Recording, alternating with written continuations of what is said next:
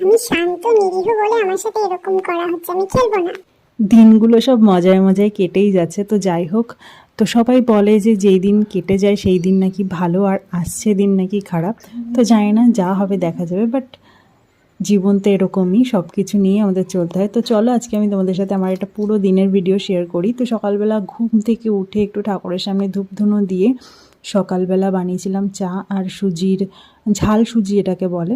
তো তারপর একটু মুখে একটু রূপচর্চা করে নিয়ে আজকে দুপুরবেলা ছিল খাসির মাংস।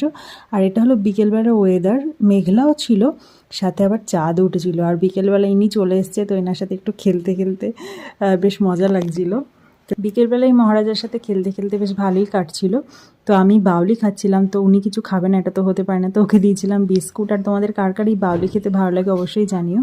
আর সন্ধেবেলায় চপ, ছোলা সেদ্ধ আর চা দিয়ে আজকে